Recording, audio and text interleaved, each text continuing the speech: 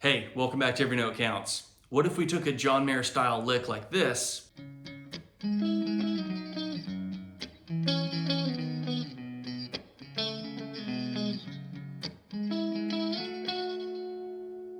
and then mixed the lore and the fable in parallel to customize the lick into something like this?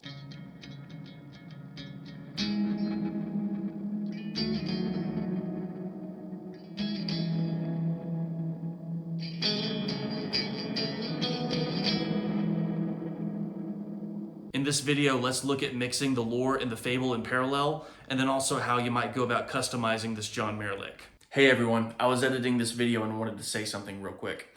Instead of just reviewing gear and talking about what the gear is and what it does, what I'm really more interested in is taking a piece of gear and then figuring out how it will creatively influence my playing. And so in this video, what we're doing is we're taking a lick by John Mayer, and I'm going to show you basically how to play at least some of his riff from Belief, and then how we can change that, and specifically how I would want to play that with something like Walrus Audio's lore and fable pedal. It's a great starting point to learn how the masters craft their music. We can't stop there though, we want to make our own music.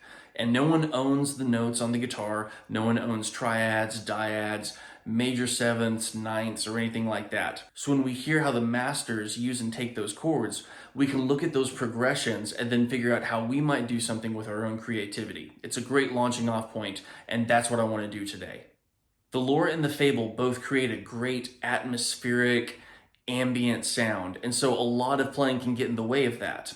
So what if we take a somewhat busy riff, like what is going on in John Mayer's Belief, and we slow it down a little bit, but we still use those dyads, and we move to some similar fretboard positions, but change the rhythm and change the note order, allowing the lore and the fable to inform how we're going to put this music together because they sound different. So here's what we'll do. We'll hear my basic guitar tone, how the pedals sound when they're clicked on. We'll look at the John Mayer Belief riff real quick, and then we'll take those chord positions, those dyads and where they move to, we'll change the rhythms and we'll create something new with the lore and the fable running in parallel. Let's get into it.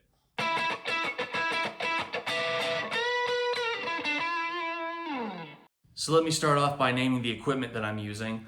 I'm running a Fender Custom Shop with 69 pickups in it on the 4th position, so neck and middle. I'm running it into a Victory V140. And then we're going to be playing with the Fable. You can see the pedals down there on the floor. We have the Fable, the Wetter Box, and the lore. Fable is set to setting 1 and mixes halfway up, so equal blend of effect and regular dry signal. The lore is maxed out on the mix, so it's all effect, no dry signal, and we're on program 3. So what you're going to hear is kind of a fullness from the lore and swooshy reverb, and you're going to hear some granular echo, delay, cool effect from the fable. And we're using the Wetter Box in order to blend between the two effects, and I'm going to have half of each effect going. So what the Wetter Box is allowing me to do is run the lore and the fable in parallel. And what that means is all of the delays and granular repeats that are going on with the fable, those are not going to tell the lore what to do. It's not going to take those repeats and then try and create delay off of those repeats. Those pedals are going to run side by side and not tell each other what to do. This guitar is going to speak to one, speak to the other, and then those two signals are just going to get mixed in so we get a unified mono sound coming out of the amplifier. Just so we can hear what each of the effects sound like independently, here is how I have the fable set. I'll let you hear it by adjusting the Wetter Box all the way to the fable side. Here's the sound of the fable.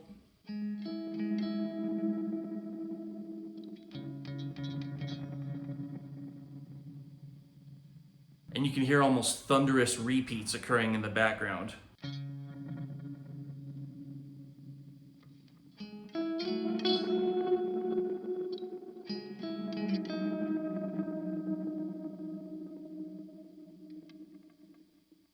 Now, if I were to switch the signal all the way to the lore side, you're gonna hear something completely different happening.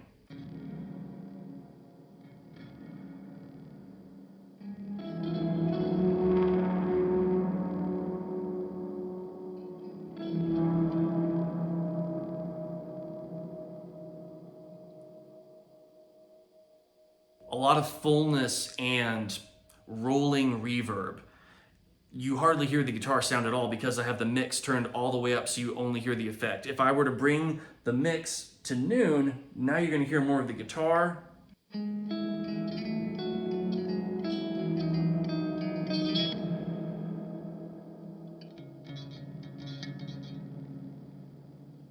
But instead, I'm letting the mix be all the way up so you just hear the effect.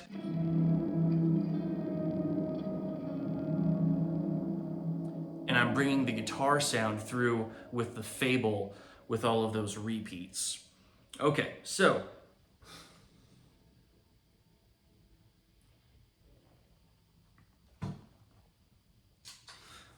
I promise I won't spend a whole lot of time on the actual riffs. Instead, I'm going to show you what the chord shapes look like and where you can place them, and then you change the timing, you change the note order, and that's how you customize a riff. So let's start off by talking about the John Mayer Belief riff. I'm in E-flat tuning, so it's going to be different than the recording, but you would start here with the 10th fret, right? You could play it more of a smooth, normal style. Or if you just wanted to have some fun, you could add some percussive-y effect with your hand. But he starts with that 10th fret on the deep E string. Now we're going to be playing dyads on the A string and on the G string. We're going to mute the D string between them. So we're starting off with a wider dyad. On the A string, you'd play the 12th fret. On the G string, you'd play the 10th. And you mute the string between them. Okay? Then we go to a smaller dyad that's only 1 fret apart. And that would be the 10th fret of the A string and the 9th fret of the G string. Or you could play these together.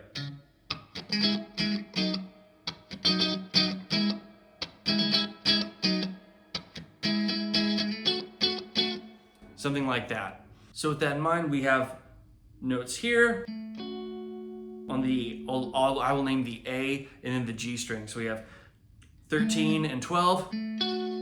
We have 12 and 10. We have 10 and 9. We have 8 and 7. We have 7 and 5. 5 and 3. 3 and 2.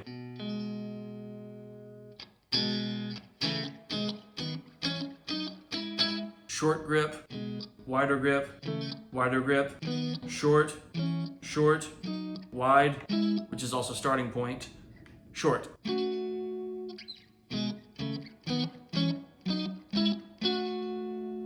You change the order, you change the rhythm. And I'm gonna add the Fable and the lore now.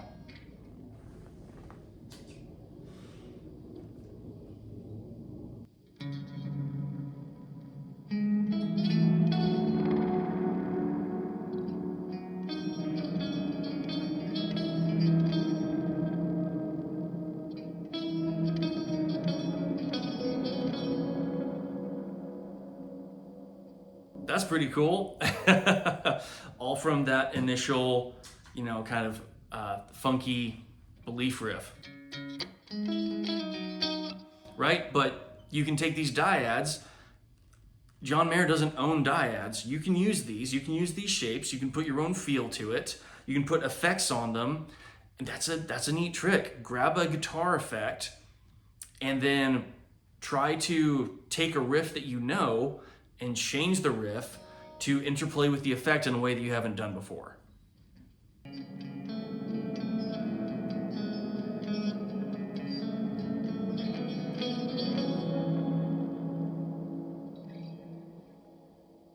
That's pretty cool. That's a cool way to, again, augment a lick and kind of make it your own. Okay, well, that was a lot of fun. I really liked going between the Fable and the lore and getting to hear them both independently, mix them parallel via the GigRig Wetter Box.